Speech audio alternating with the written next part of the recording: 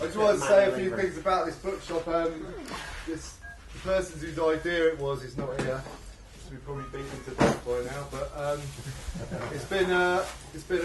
we signed the lease for this building on the 22nd of October, and everybody we knew anything about doing this kind of shop fitting said you've got no chance of opening in a month. So it's a massive credit to all those people who've been involved. I'm just going to name as many as I can see around it. Steve Mills, Joe, Nick, Rosie, Matt, Annie, and Ian, and Alex, and Mark, who did the sign outside, which is really wicked, and Sam, and Mike, and Karen, and other people. There's been loads of people who've come down here, and I'm sorry, and Lee, who did all the plasterboarding for us, and brought the lorry. Lee! Gary on electronics. And Gary on the electrics. And Pete Rose, who done the plumbing, if you know him, done a wicked job. And so there's a few rough edges in here, which will be ironed out by Tuesday morning, when we open actually as a coffee shop. The idea of this place is to have three things, which is for a long time really. It's been, or at least an established one. Secondly, this would be like a meeting room, which can be used, you know, as a bookshop, meeting room, whatever we want to do with it. And that's open to everybody here who wants to use it. And lastly, we want to put a coffee shop together. Now, coffee shop, we've got the first two things, a meeting room and a bookshop, just about. And we should have a coffee shop by Tuesday morning when we kind of open 8 o'clock, all the hunters outside. So I just got to say, like, it can be done, right? If we're a bunch of, like, numpties, who between us, probably the average is we don't know what an Allen key is, if we added it all up. But we've learned a lot doing it, and people have, it's been hard. We've fought with each other, we've cried, we've bashed our heads against the wall, we've like got very tired, and we've, you know, got away with it basically. So I'd just like to say thanks to all the other people who've helped us from Bristol Wireless Project. I can't name everybody here, but lots and lots of people have done things. Tangent Books, all the suppliers who helped us out and been positive. And all the people who've helped out, Tony Dyer and other people. So there's been a massive effort of a core of people, along with a massive network across the city, who've helped and done bits and pieces and inspired us to do it. And really, to do this kind of stuff, it does rely on people giving us inspiration. And that's why I want to move on to our speaker now, because a long time ago I wasn't really interested in history. It's ruined my life since then, but I wasn't really interested in history, but I went to a day school in 1987 or something at Sir Werburgh's Community Centre. And Ian Bone was speaking at that event, one of the speakers, and he kind of introduced me to two books which we happen to have on sale here today. But those two books are Making English Working Class by E.P. Thompson and The World Turned Upside Down by Christopher Hill. And I would recommend, if you're going to choose the first one to read, if you've not read any history, say British history, or you don't know much about British history, I'd say read The World Turned Upside Down, which is about the English Civil War. When Ian explained that book to me, or told me about that, and told me some stories out of it, probably slightly exaggerated, it got me going, and I actually read it a few years later, and I thought, I wish I'd read that when I was 16, because it's a wicked book. Making English Working Class, we also talked about in their meeting, and the stories that came out. When I read it about 10 years ago, it totally inspired me to get involved in looking into the history of working class struggles in this country, which have been massively distorted and hidden for a long time, and they've really only been really highlighted since the 1960s. And we've got a lot of work to do, because there's a lot of hidden heroes in this city alone that are not known. We was going to go on the radio this morning. I know Mark Steves went on the radio, and BBC Radio Bristol said we wanted to talk about 4 famous figures of history you'd like to have a pint with. And so we thought, well, we'd talk about some Bristolians. So I wanted to talk about 4 unknown Bristolians, because that was really what Bristol Rally History Group's about. It's about the unknown. I think that's what Ian's going to be talking about today, because when Ian said I'm going to talk about 6 famous revolutions from 1919, I reeled a few off and he said, nah, they're too well known. So really what history's about is discovering the people, and we are those people as well. We are the ones that are going to disappear into history as well. We're not going to be written about by, in this city as being perhaps flavour of the month or anything. So it's up to us to find out about ourselves several hundred years ago, the kind of people we are. So that's basically what it's about. Ian's going to talk about 1919. I'm going to hand you over.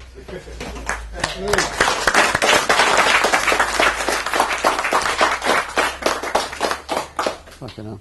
I'm going to sit down most of the time. I'll stand back for the start before my hips give in and I collapse and have to be carried out. Fucking well done. Well done everyone. Fucking well done. That's an amazing achievement. And going back to when Peter Linebaugh was here talking about the many-headed Hydra and the brilliant speech he gave, fantastic achievement. And the name of the stock Hydra, I think, is brilliant. And it's very relevant to the present time. There's been loads of stuff lately about the Occupy movement all over the world, and people have been looking back saying, well, it's hitting everywhere. You know, it's like you chop one bit of the high-headed Hydra off, another head comes up. People have been asking, compare it to what? People have compared it to 1968, student revolts all over the world. Paul Mason in Newsnight the other night was comparing it to 1848. So you pays your money, you takes your. I don't know much about 1848. But for me, neither of those are the great revolutionary years of history. To me, the year is 1919, when revolution all over the world did seem possible, and more than seemed possible was actually happening. The Russian Revolution of 1917 had pushed on into Hungary with a communist government there. All over Europe, there were masses of people in motion. In Britain, there was the police strike on Merseyside, Red Clydeside, John McClane in Scotland. All over there were vast amounts of people on the move. It wasn't just people on the move; it was ideas. From the end of the First World War, people were in the wrong place. They were trying to get back to where they were. They were coming across revolutionary ideas all over the place. And obviously the influence of the Russian Revolution was primary and all that, because it gave a hope to somewhere that a revolution could actually happen. It seemed at the time in 1917, hope, optimism, solid ground where there was a revolution. At the same time, the most famous anarchists that we all like were all in play at this time. In 1919 they were all around, they were all politically active. Durruti and Escarzo in Spain, Nestor Makhno, Emma Goldman, Alexander Berkman, Lucy Parsons, Makhno, Kropotkin, Malitas, all the great anarchists who we all hail to, even though we're anarchists and we have no leaders. They were all politically active at the time. They were all moving around at the time. So everything was in play. It was a huge state of flux. And one of the things, just before I get into the main drag, is how hard it was to travel in those days that people did. In one biography of Makhno, it says Makhno made his way to the Kremlin. Well, he was in the Ukraine. He made his way to the Kremlin. It wasn't like hopping on a bus or a train. It probably took him like weeks, months, going across glaciers and icy rivers. You don't know, Kremlin, I'll go there, sort of thing. So travel was essentially really hard. There's another geezer called Yakov Sverdlov, who was one of the leading Bolsheviks at the time, was well tipped, up there with Lenin and Trotsky. And according to Victor Serge, used to dress all in leather, but we'll pass on that one. He was freed from prison in the far east of Siberia in something like June 1917, and made his way by sledge across 3,000 miles. Icy rivers, glaciers, this, that, and got there. So these people who moved around, it wasn't like, hey, EasyJet. They fucking took them weeks, fucking years. It was a fucking difficult process to fucking move around. Yeah. So those are the famous. Oh yeah. One thing about moving around. I think my assistants here have a map of the world, which I'm going to refer to. I want to see how this spread over the world. All on the interns, no money has changed. Right, one thing that fascinates me, in the end of the First World War, has anyone heard of the Czech Legion? Because I'm really keen on the Czech Legion. I've had it not altogether knowledge. So at the end of the First World War, basically what had happened in the First World War was that the Austro-Hungarian Empire was fighting as well. They don't get so much of a big write-up as the Germans, but also the Czechs were part of the Austro-Hungarian Empire. But lots of the Czechs, when they were captured, formed Czech legions and swapped sides to fight on the Russian side because they wanted Czech independence from the Austro-Hungarian Empire. The trouble was, when the Treaty of Brest-Litovsk and the Russians declared peace, the Czechs were basically fucked because they were somewhere around here on the East European front. Part of the Treaty of Brest-Litovsk is that the Czech legions could no longer go on fighting. Either way, to get home, they had to. They had no one else on their side anyway. So they fought the entire Austro-Hungarian and German empires to get back to the Czech Republic. So what I like is this: they were there, right? So I thought, we can't get back that way, right? So we could just hang around in Russia and be interned to the end of the war. And I thought, nah. And this is one campsite conversation I'd love to have been. Some bloke said, why don't we go the other way? I said, what do you mean the other way? They said, why don't we go back to Czechoslovakia?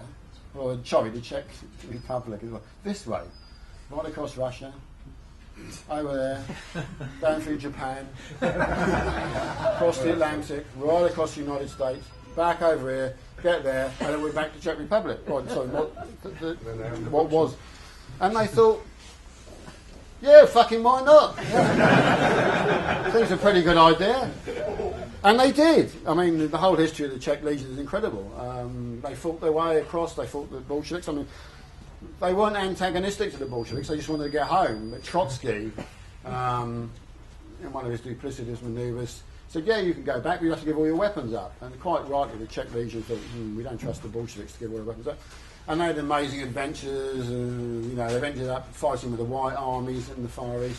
They also fought the mad Baron of Mongolia. Anyway, that was really an illustrated story of how far people travelled. So they went all around the fucking world just to get home, and they got home. It took them 4 years, and they also 4 years, and it's fucking brilliant. And also they had the Pete Rose. Most of the ability to get there was because they controlled the railways, the Trans-Siberian Railway. And they developed the most incredible moving armoured trains, they were called, which were like huge land battleships. They had huge like guns on back. We could fire like 40 miles. You've seen the dreadnoughts in the First World War. Well, the armoured trains by the Czech Legion when they went across there were like that. And the Czech Legion, there was 80,000 of them. And at times they grew even more with local alliances and so on. So 80,000 people made this huge. So, all right, thank you. That's to show the kind of movement there was, physical movement was possible. And of course, in the midst of all that was ideas. No, you can put it back up now. Sorry, I forgot. I'm going to illustrate this with one of my favourite anarchists who's not very well known. He's called Simon Radowitzgy. Simon Radowitzgy. He started off in the Ukraine, which I think, because this is an old Russian map, Ukraine would be somewhere in the breadbasket, the Revolutionaries. So he was there, and he was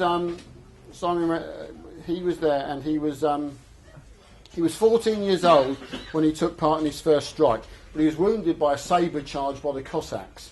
And he was in bed for 6 months and he was jailed for 6 months. At 15, he was elected secretary of his local factory Soviet. This is 15-year-old Simon Radowitzgy. He was a marked man by then. So Simon Radowitzgy, he was there in 1904. 10 years later, in 1919, he was here in Tierra del Fuego, not often associated with revolutionary anarchism.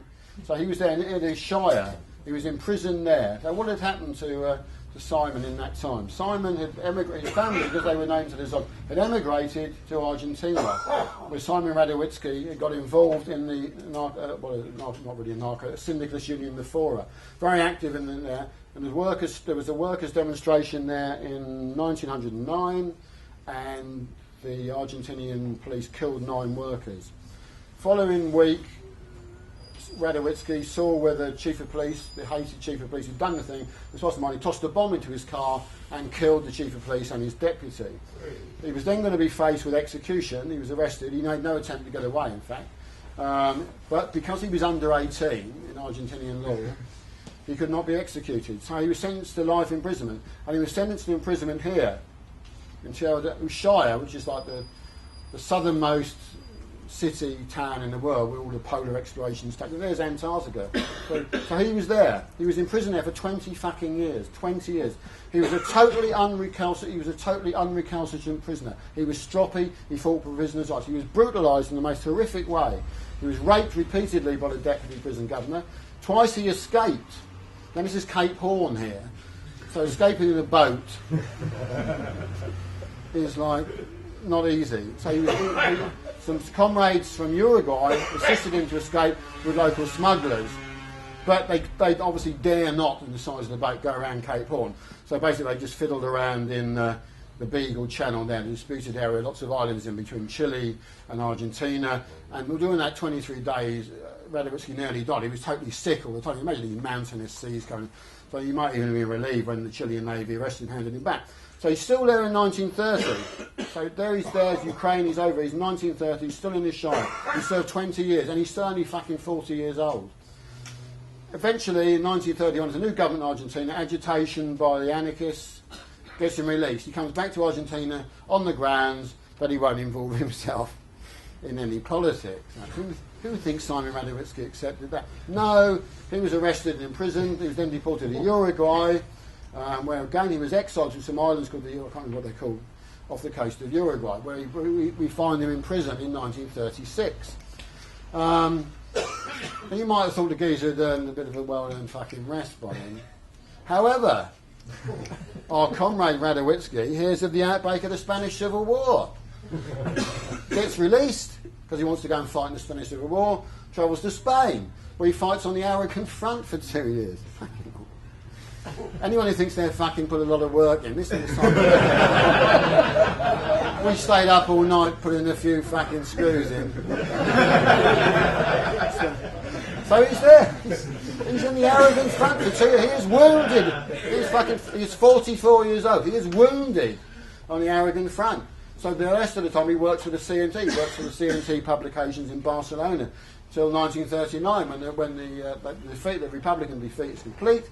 He goes to France, where he's interned in Vichy, France. He's interned in Toulouse. The Nazis want him. They want him to be executed. This, that, and the other. He gets a job at the Uruguayan consulate, which enables him then to get a boat out, and he ends up in Mexico in the 1940s. Now, there was a lot of people in Mexico in the 1940s: Diego Rivera, Victor Serge, B. Traven, and Rhett Marutas was. But Simon Radowitzgy wasn't all that. He was just a pro-anarchist. He had to earn a living. For the last 10 years of his life, he didn't mix with the great and the good anarchists. He was just a fucking pro. And he worked in a toy factory for the last 10 years of his life and died in a toy factory, penniless, in 1956. And that's an incredible story of one anarchist on the move, 3 continents. An incredible story, but part of the kind of thing that was going on at the time. And Radowitzgy really was sort of unknown, but now gradually people have sort of taken up his story as to what an incredible life Simon Radowitzgy held. Okay, thank you, comrades. I'm going to do one other. Oh no, I'm second thoughts. Don't. No, sorry. I'm going to do 2 people. I'm going to do 6 lives altogether, but I'm going to do 2 lives at a time. So if anyone's got any sort of questions or comments, they can come up to them while they're still in mine, rather than wait till then. And also, I've been talking for far too long by then. Okay, my second revolutionary was a woman called Mariah Spyridonova, and she was a member of the Socialist Revolutionaries in Russia. But a member eventually of the left, what was called the left SRs, which is the left socialist revolution, but basically a sort of agrarian peasant, representing the interests of the peasants, full-on revolutionaries, the way to the Tsar, who also basically had armed units, assassination units, expropriation units and so on. But the left SRs, because they were basically peasants, have no sort of political antecedents today, forebears today. So there's no one around here, so I agree with the programme of the left SRs, because basically you'd be advocating the collectivisation of agriculture or something, and that probably wouldn't make much sense in fish ponds. Maybe it would. Okay, Mariah Spyridonova, in 1906, she's down here in southern Russia. A hated Tsarist general has just killed 38 workers in a charge. Mariah Spyridonova, she was 20 years old at the time, and there's a whole lot of women who were in the left SR who formed their own assassination squads. One of them eventually was Dora Kaplan, who shot Lenin. Anyway, she waits at the station. The general comes along, she shoots him in the head, he's dead. She's arrested, makes no attempt to get away. She's absolutely brutalised, she's raped, she's dragged naked through the streets, she's sexually abused on the train. It's a nightmare. Then news of this got out, that her brutal treatment, and she was due to be executed, but at the time, 1, there was a very big outcry in Russia, and 2, there was no execution of women in this time in 1906, although it obviously didn't stop Dora Kaplan being executed later. Anyway, so Mariah is exiled right over here in northern Siberia, almost in the fucking, the Arctic. She's exiled there. She's there for 11 years to the Bolshevik Revolution.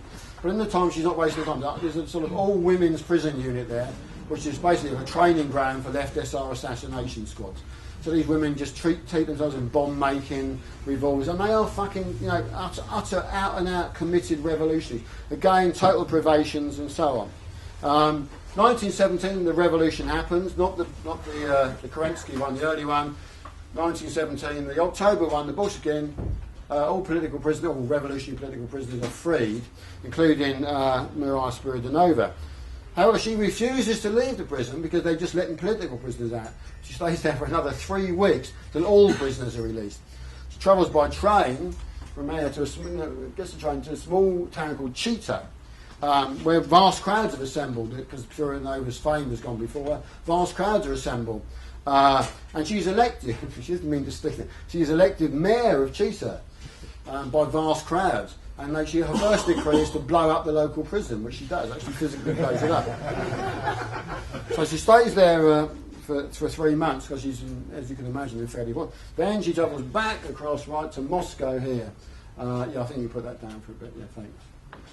She travels to Moscow, where she immediately joins the left SRs. And I'm going to sit down for a bit now. The left SRs at the time were basically the main opposition in the Soviet to the Bolsheviks. And though they represent the peasants, they do have followings in the cities. 1918. By 1918, Spiridonova and the left SRs have realised that the Bolsheviks are the new Tsars. That basically they got rid of one lot of Tsars to be replaced by another lot. And although they're still in the only party left, the only group left in government, and it's a very uneasy thing. And the crunch comes in July 1918, when the 5th All-Russian Congress of Soviets is called in Moscow. And there's a huge build-up to this. People, Lenin and Trotsky and Sverdlov, are going to take on Spiridonova in this huge, it's in the Bolshoi Theatre. It's a mega theatrical event. Everyone's fucking there. The left SRs come, all armed to the fucking teeth, right? And they're waiting. And Trotsky makes a pretty banal speech, and Sverdlov's not. Maybe he's suffering from the flu, which killed him the year after. And then Spiridonova strides to the stage. She is not a revolution. She is not a female revolutionary who would fit the sort of Che Guevara look. She's not wild-haired. She's not flame-haired. She looks like a primary school teacher. They're very neat, sort of nanny kind of looking woman, small. Strides to the stage. She denounces Lenin to their face. Lenin and Trotsky are on the fucking platform. She says, sorry, I've got it here. She says she attacked the dictatorship of abstract theories and the dictatorship of individuals on this stage who show their adherence to abstract theories. And she made a brilliant case. She was basically a humanitarian. The left SR's policies were a bit all over the place, really. But she was basically wanted to improve society for the good of everyone. She was human. Surely, she said, don't you want to make things better for people? Don't you? What's all this fucking killing everyone and imprisoning everyone? I want to make life better for people. Amazing fucking speech.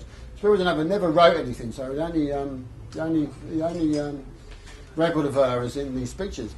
But so she said this big speech about, and the left SRs are being roused to a frenzy against the Bolsheviks. And in the end, she makes this dramatic thing. She says, if this goes on, if you, Lenin and Trotsky, go on like this, we will come back tomorrow with the bullet and the hand grenade and sort you fucking lot out. And strides off. There's fucking uproar. Lenin strides to the stage and makes what is a halting sort of speech.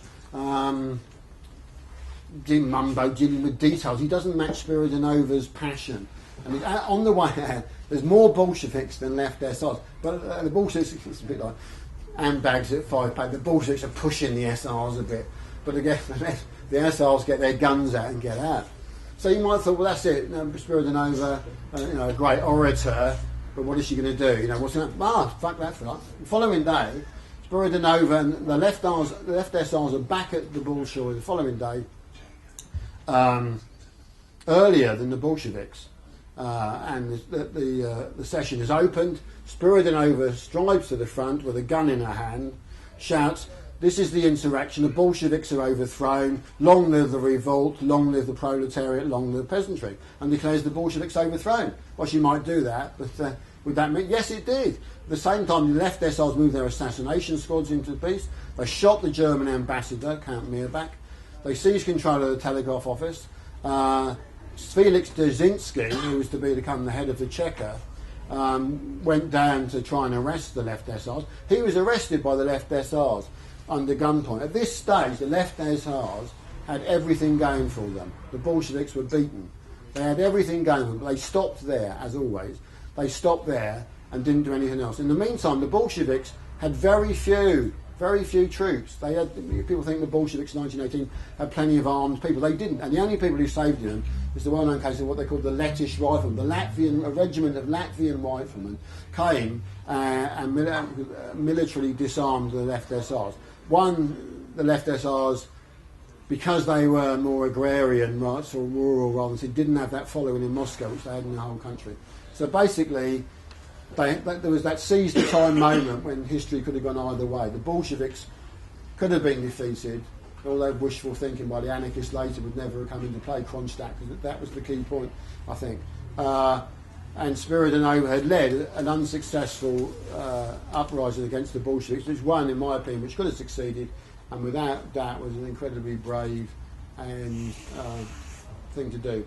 I'll try and finish on Spiridonova now. That she was immediately imprisoned because the prescription against death penalty on women was still in force. And also she was so popular, the Bolsheviks didn't feel that they could execute her. So she was banished to, amazingly enough, if you had the map up, she was banished back very close to, no, sorry, you don't need to do that.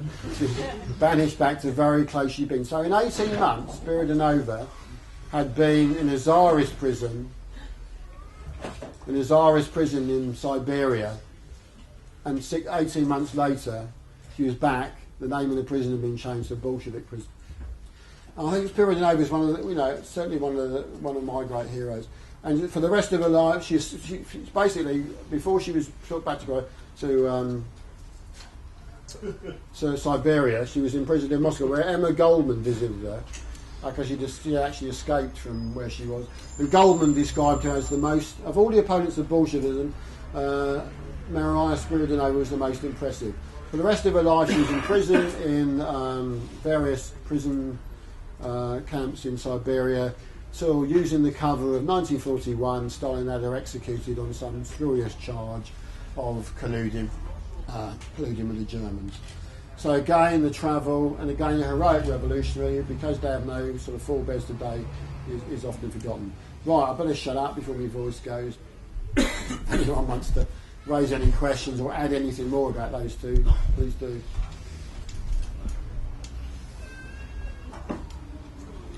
That's the advantage of picking on an obscure subject.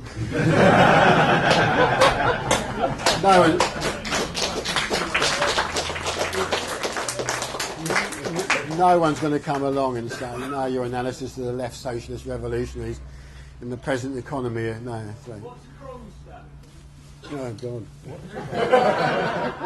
Maybe someone else could answer that. What's Kronstadt? I gave you the pamphlet 2 months ago. Carry on. If Mariah Spyridon had been successful, then Kronstadt would never have been known in history.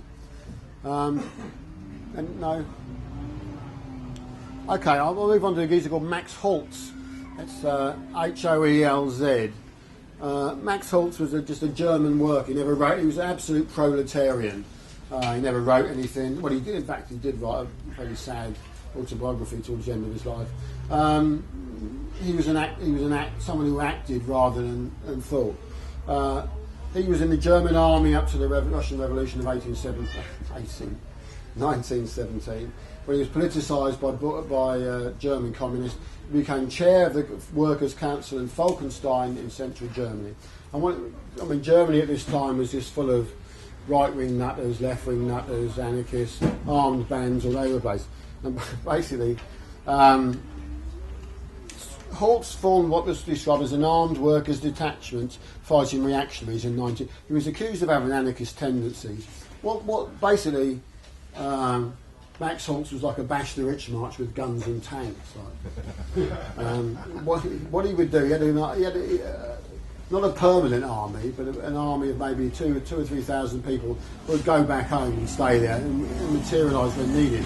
He was basically the German Robin Hood. And what he would do, he'd arrive in a town, he would lay siege to the town council, the mayor, keep them hostage, demand that grain prices, bread prices reduced to a certain level, expropriate all the local gentry, give all their wealth away to the poor, shoot anyone who opposed him, and move on. This, of course, was great for Max Holz, but not so good for the people he left behind. Basically, it was like, he was a fantastic proletarian. The German communist, he's best described here. He was considered by the Social Democrats as a dangerous adventurer, by the official communists as an irresponsible, by the communist left as an anarchist, and by the anarchists as a Leninist. So basically, no one could get a hold on Max Holz because he wasn't a thinker or a writer. He was a doer, and he kept this war up for about 4 years throughout Germany. Well, not throughout Germany, in northern Germany. He often had 200 motorised columns with tanks. The German Communist Party, they liked to portray Max Holz as one of their own because they liked his following, the Robin Hood following. But of course he was totally off message. He was always off message. Eventually they persuaded him that his life was in danger, which it certainly probably was, and he went to Moscow. They got him to go to Moscow, to Russia, where they used him as a sort of a popular figure to inspire people. This is what the communists are about. They're all like Robin Hood figures. Several times Holz went totally off message, denouncing the Bolsheviks. Once they asked him to come to a meeting in the Black Lubyanka, the Bolshevik prison. Not many who went to a meeting there ever came out. Holz declined that opportunity, but was in fact murdered by the NKVD, the Checker, in 1932, which was passed off as a boating accident. Good thing about Holz is that he's just no one knows anything about him. He's just a proletarian. He's got his gut instincts from 1970. He knows what's fucking right. He organises there and then. He doesn't have a master plan. He's not a Lenin or a Trotsky. He doesn't have a master. He knows what's fucking right. He knows the ruling class have to be attacked. He's anti-rich. He knows what needs to be done. Obviously, turning up, declaring, basically, if he was going past here now, he'd declare old mark at a workers' council, shoot everyone we didn't like and move on. But of course, the sustainability of such a programme is open to question. So, someone asked me a fucking question about Max Holz. I can't ask a question, but I can observe that the Lubyanka before the Russian Revolution was Lloyd's Bank. Really? Oh, nice one. It wasn't insurance. Amazing. So was he involved in 1919? No, he wasn't involved in the Spartacist Rising or any of the up ones. He was like a charismatic local person, basically, who moved around in certain North German area. He didn't seem to link up with the Spartacists or the Bavarian ones. He wasn't a strategic thinker of that, really. He was like, I don't know, he was like an armed Billy Bragg. It's very difficult to get that concept in your mind. Where did he get the tanks and other armies? Yeah, there was lots of stuff hanging around, I think. He just sees stuff there and there. His army wasn't there all the time. He would go back into villages and towns and then materialise again. So he didn't need to keep a permanent standing army, but there seemed to be a lot of leftover stuff from World War One knocking around who anyone could see. There's a fair few mutinies going on as well. Yeah, I mean there'd been mutinies in Wilhelmshaven, Bremen. Whole of Germany was crisscrossed by towns could be one minute run by the White Guard elements, right-wing reactionaries, the next minute seized by semi-anarchist council communists and so on. So it was a hugely fluid time. But Holz seems to be forgotten about. Again, he has no communist parties, no vested in. He wasn't really an anarchist. Because he really did, when he would have, his main political goal was he wanted a bigger and better army, and that was it, basically. For a bit of light relief then, after all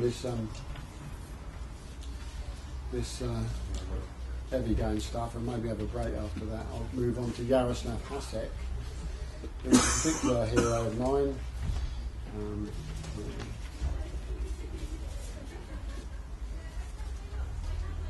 Yeah, I mean, have any people here read The Good Soldier's Fight? Yeah. Excellent. All of it? He persisted to page 798.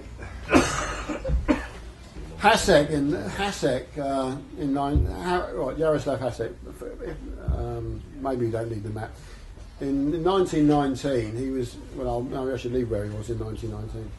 He's described as the real-life creator of the anarchist classic The Good Soldier's Fight. Hasek was basically a bohemian, low-life drunk who I have a lot of affinity for. In an early introduction to his to the Good Soldier's Fight, it's written this. His life was frankly a disgrace. Hasek made a bad start and got steadily worse. After spending much of his dissolute youth as a tramp and dog thief, he joined an anarchist group but bartered the office bike for drink. He then proceeded to edit 2 rival anarchist papers in Prague, engaged in a polemic with each other. For those who know the anarchist scene in this country, it's a bit as if Albert Meltzer and Bernard Richards were in fact the same person and didn't exist. Kieran and Trevor Bart. Yeah. He made his life in various ways. As a dog thief, he was a dog thief for long, stealing pedigree dogs, and then passed himself off as a fossil collector, which helped him once when he'd been arrested. There'd been a riot in Prague, and Hasek had been seen to throw a rock at the police. In court, he said that he was in fact a fossil collector. He noticed a very rare fossil, which the police were about to stamp on, and tried to throw it out of harm's way. And had accidentally hit the chief of police on the head. And Hasek's life is like this, bumbling. Did he really mean it? As is the book, The Good Soldier's Fight. He then proceeded, for some reason, he got a job as editing a magazine called Animal World in Vienna, which is very straight, like geography today, or very straight. But again, he was thrown out of that after inventing imaginary animals, which they did well. So basically, by this time, the anarchists had chucked him out as well. His greatest stunt, and this is I do love this. There were some elections in. Obviously, Prague was part of the Austro-Hungarian Empire. The Czech wasn't the Czech Republic, but Czechoslovakia, as was. And Hasek decided to take the piss out of the elections by forming something called the Party for Peaceful and Moderate Progress Within the Bounds of the Law, which is the most sarcastic fucking thing you could ever dream of. They held many rumbustious meetings, and the Hungarian Empire, they had police spies everywhere, and they try and trick Hasek into saying something subversive. Whenever these meetings were always in pubs, needless to say. And there were various police spies at every meeting. Just one example was that. What do you think of the Crown? One of the police spies said, hoping that Hasek would say something derogatory about the Emperor. He replied, "It's an excellent establishment. I drink there often."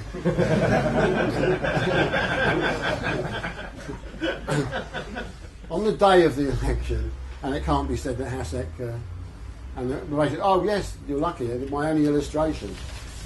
There they are on the election day.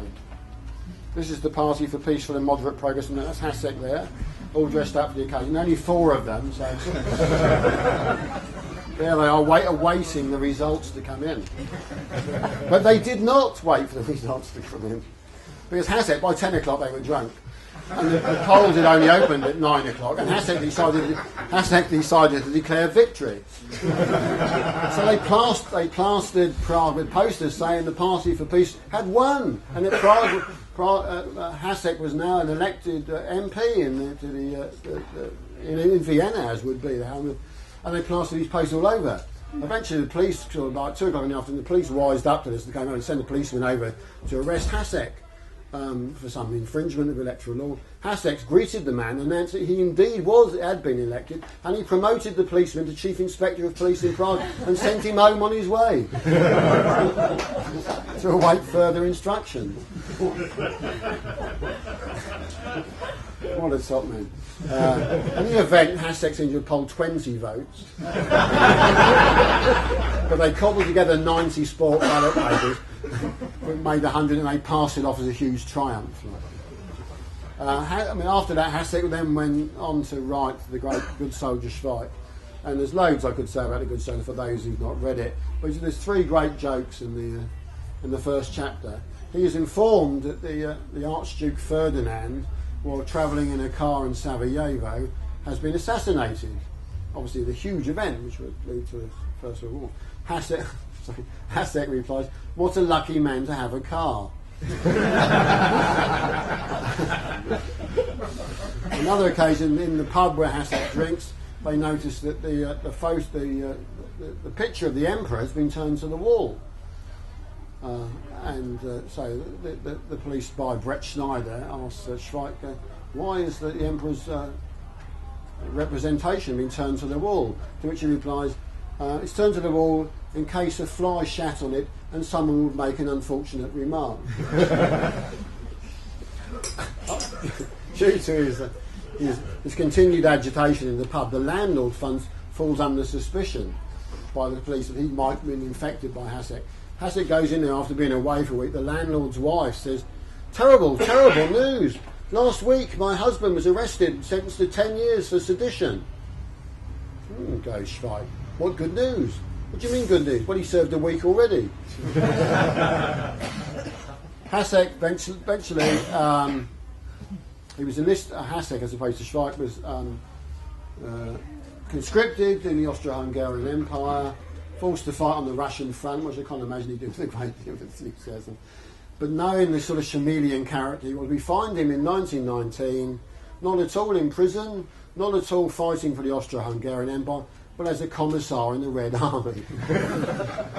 But due to his great bullshit after being arrested, he had first of all been sent as political secretary to the Czech Legion, I met before, and even the Czech Legion, well, I think probably the Czech Legion then revealed to Hasek their plan to march via Manchuria, China and Japan. Hasek didn't really rate this as a great idea. And so he managed to get himself promoted to commissar in the Red Army for his bullshit. He just basically bullshitted and flannelled. After the end of the war, he made his way back to Prague, where he grew to a vast size. There's another picture of him there. He goes to be 26 stone, mainly because he doesn't stop drinking. And when he dies, they can't even get him out the door because he's so fat. And that was the end of Hasek. And he only ever wrote one book. And it's a good soldier strike, and it's described routinely as he obviously wrote most of it when he was blind drunk. And it's a fucking great book. If you've not read it, then hopefully it will be in stock here. It is.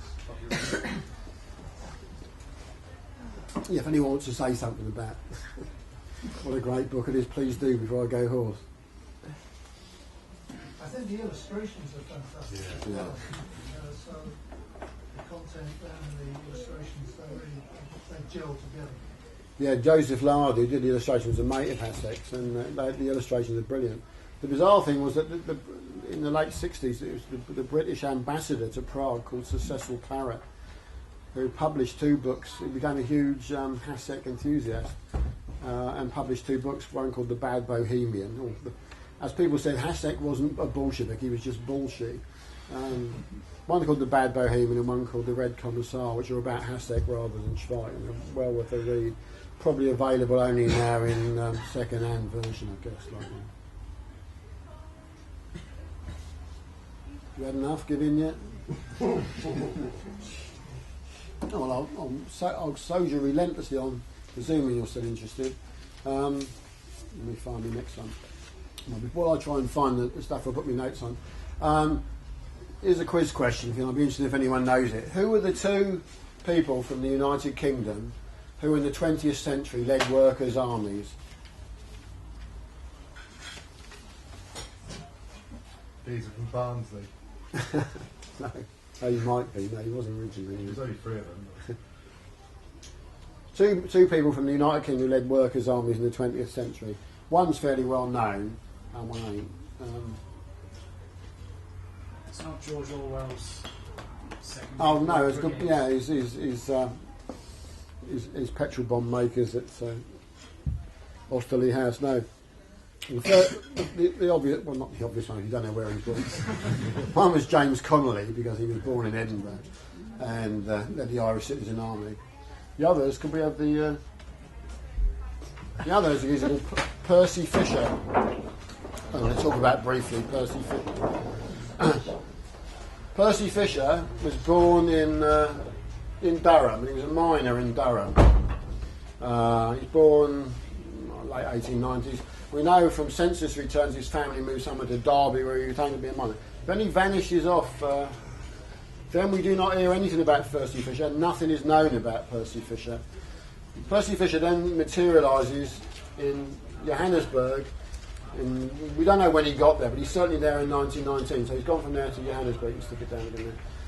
So we really don't know. But by the time he's arrived in Johannesburg, Percy Fisher is the most unrecalcitrant syndicalist, class warrior, insurrectionist you could ever meet. He leads several strikes in the Rand of gold miners. He was a gold miner himself.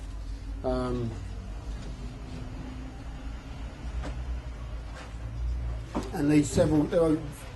It's a real class war going on between the mine owners and the mine. The mine workers are all white. They're a mix of Afrikaans and Afrikaans and English, and all sorts of other people, but they're not black. And if you look at what the authorities, the mine owners tried to bring in black workers to undercut the wages of the white workers. A famous photo from this time is an an IWW banner in Johannesburg, seeing a load of strikers go past, reading, "Workers of the world unite for a white South Africa."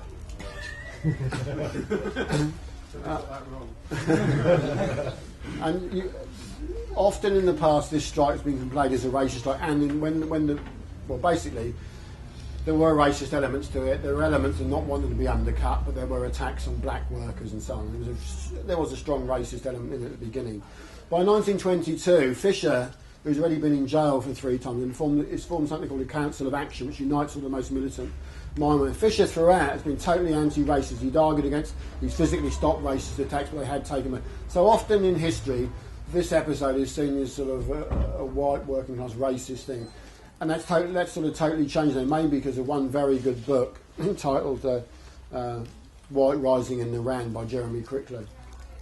Comes 22, the racist elements have somewhat died away, although they're still on the fringes. They're not, this isn't to portray a revolution as totally good and bad. There are all sorts of people dealing with gold miners from all over the world. Come 22, it's got to an absolute. Fisher decides only an armed insurrectionary uprising and overthrow the government will lead to the mine workers' demands. They declare a general strike. All the mine workers in the Rand go on strike, totally out. They then form their own commandos. Every different area of the gold form their own commando units, basically with guns. And again, a lot of them had fought in the First World War, so lots of guns about, and they had the military discipline they got for the. There were 2 commandos. There was a Sinn Féin commando formed. Different nationalities formed their own own strike commandos named after different people in their countries. The miners quickly seized control of most of Johannesburg, and they can seize control all of the Rands, the gold mining areas. They dug in trenches. They had machine guns. They had cannon.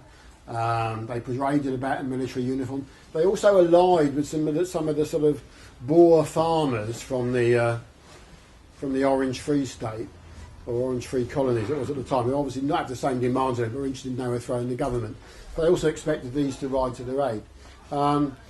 Unfortunately, for technology, the aeroplanes had just started to come in, and the South African government had 4 aeroplanes which they'd never used. This is the first example of aeroplanes being used against strikers in history. They had 4 aeroplanes that they proceeded to bomb the strikers with. And that was a potent weapon which they found very difficult to deal with, even though they managed to shoot one down and caused a lot of damage to others. The problem with Fisher, again like Mariah Spyridon, they controlled the Rand, but they didn't move further. It's one of those times when you've basically got victory, and it's quite clear if they'd attacked Pretoria, they could have seized the basis of government. They didn't attack the army ever. They attacked the police, but they thought they had these illusions that the army, which did prevaricate for it, might come onto their side, but they never did. At the start of the strike, Fisher had written a suicide note, which I can't see Comrade Scargill having done. But he believed in insurrection. There was armed fighting for about 3 weeks. At one time it looked as though they'd be successful. Eventually, because of the severe air power, they would crash. And Fisher and Spendith both committed suicide on the last day of the strike. And there was horrific reaction. Lots of strikers were executed, going to the gallows, singing the Internationale, and just shot down in the street. And for a long time, the ANC in South Africa are very ambivalent about this period. But now, Fisher and Spendif and the others have been sort of incorporated into the ANC's history of South Africa as revolutionary fighters who before had been wiped out. So there's some recompense that Fisher and those who have at last been recognised, and the thing's not been seen as a racist uprising. Right. Fucking hell. I'm going to lead to my last revolutionary, who is Gustav Landauer. I don't know if people might have heard of the Bavarian Workers Soviet, or Munich Workers Soviet of 1919. Again, in the chaos of Germany, and Bavaria was often seen as something separate, as well as mentioned the Spartacist uprising. In the chaos of Germany, all sorts of different things were going on. Max Holz was running around. Landauer was basically a mystical poet. I mean, he wasn't a street fighter or insurrectionist at all. Wasn't a great believer in proletarian revolution. He wrote lots of stuff. He was a mystic. He was an anthropologist. He was great. He wanted to make life better for people, but he was a pointy head, basically. We might have called him today. And he was in Berlin in November 1918. Quite, okay, middle, I guess he Lighthouse, mystical poet. I'm all right. I ain't going to get dragged out and killed. And Kurt Eisner, a friend of his, had formed a Soviet Republic in Bavaria, and gives Landauer a shout. Says, "Why don't you come down here? It's all kicking off down here. We formed the Soviet Workers' Republic. You can put all your theories about communitarian." He had lots of theories about communitarian socialism, co-ops, all this kind of stuff, which would resonate quite well today. But he wasn't. The establishing a workers' Soviet wasn't really Gustav Landauer's bag of tricks, basically. But he did not say nothing to do with me, Gary. He thought, something going on there, I'll get down there. So he did. By the time he got there, Eisner and his mate had been assassinated. And there was a power vacuum in Munich. And there was Landauer, Ernst Toller, Erich Mühsam, all anarchist poets and writers. And they sort of took up the power vacuum, and they said, well, why don't we claim the Bavarian Workers' Soviet? And the funny thing was, they said, well, how'd you do that? How'd you proclaim the Soviet? What did you stick a few posters up? It wasn't like you go on telly and announce it. They said, yeah, probably. So they zoomed around town sticking a load of posters up saying we proclaimed the first Bavarian Workers' Soviet. But it wasn't that, they did have some support. They had lots of proletarians and so on. The Communist Party, which is the strongest force there, refused to join this, which is probably the kiss of death in it. They refused to bring their fighting troops in because they described Landauer as anarchist. It was a bourgeois adventure and so on. There's a great story where Landauer was actually appointed minister. It was one of those days where you sit around the table and say who's going to be minister of this, that and the other. And Landauer was Minister of Education and basically they knew they were fucking doomed, basically. They were all going to die. But they thought, well, we've got 4 weeks or so. And Landauer, amazingly enough, with all these right armies and various people, fascists about to descend on Munich, started to institute some reforms in the education programme. He brought in egalitarian wages of all lecturers and teachers. He brought in school councils where students would have a say. So it was all in this amazing sort of situation where they're all probably going to die. And Landauer said, if I'd had another week, I might have changed a few more things. There was a great discussion with Mühsam. They're sitting around the table, the forces of reaction are about to invade. There's an argument about who should be Minister of Agriculture in the first Bavarian Workers' Soviet. None of them know much about agriculture. But this conversation goes on for about 5 hours. Rather than get some armed defence together to resist, therefore, they argue who's going to. Landauer goes, for fuck's sake, we're all going to be dead by the end of the fucking evening. Does it really fucking matter? And that's why I like Landauer, and I'll end, because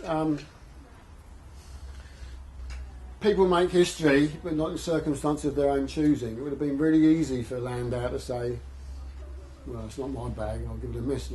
He went there and he did his best in the circumstance of the time. He didn't say, oh, well, I'm going to come here when the full programme of workers' councils is delineated, or a completely anarchist programme, or you've got your full programme in, and then I won't, there's something I can disagree with, and I'll cop out of it because I disagree with your programme on fisheries or something.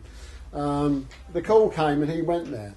And I think that's politically a lesson for us all, that the circumstances which arise in history may not be those which we would be most propitious or beneficial to revolution. But sometimes you have to, as Bobby Seale said, seize the time and get stuck in when and where. And I think some of the people I've talked about today, they could easily have saved their lives. Mariah Spyridonova, she could have found reasons not to do what she did.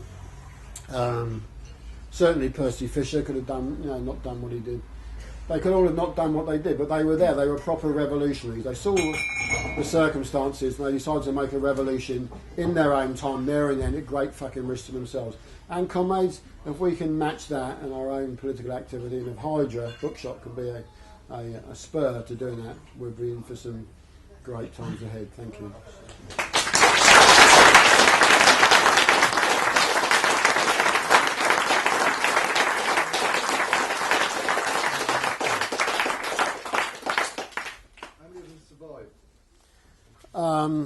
Well, let's see. Spiridonova shot, killed by the Stalin. Holz killed by Stalin. Fisher committed suicide. Radowitzgy survived with as a Pole, and Hasek drank himself to death. So I don't know if that's a victim. I suppose that's a form of suicide as well. Isn't it? I think with Hasek, you had a bloody good laugh while doing it.